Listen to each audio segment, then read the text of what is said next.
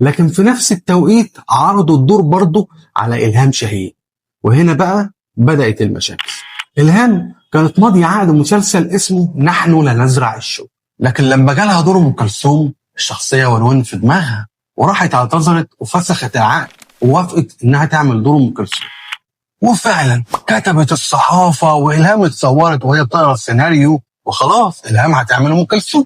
تقوم ترجع نبيل عبيد من السفر وتقول لهم انتوا بتقولوا ايه يا جماعة؟ الدور ده بتاعي والورق معايا. وطلعت في الصحافة تقول ان هي اللي هتعمل الدور. وبدأت حرب عنيفة بين إلهام ونبيلة، وتصريحات في الصحافة ولقاءات، ونجوم مصر كلهم اتدخلوا. لكن بعد الخناقات والمشادات دي كلها اتدخل رئيس قطاع الإنتاج وقتها يحيى العلمي، وقال اللي هتعمل الدور هي نبيل عبيد. طبعا إلهام كانت اعتذرت عن بطولة مسلسل عشان خاطر أم كلثوم، فإلهام اتجننت وما سكتتش وفضلت تتكلم في الصحافة لحد ما نبيل عبيد نفسها زهقت وقالت أنا كرهت الدور قبل ما أعمله، وراحت بعتذرها هي كمان.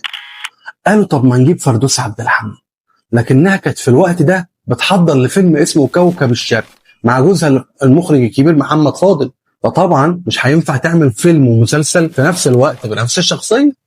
وبالمناسبة الفيلم اتعرض قبل المسلسل بشهور بسيطة، بس هو طبعا ما نجحش النجاح المطلوب.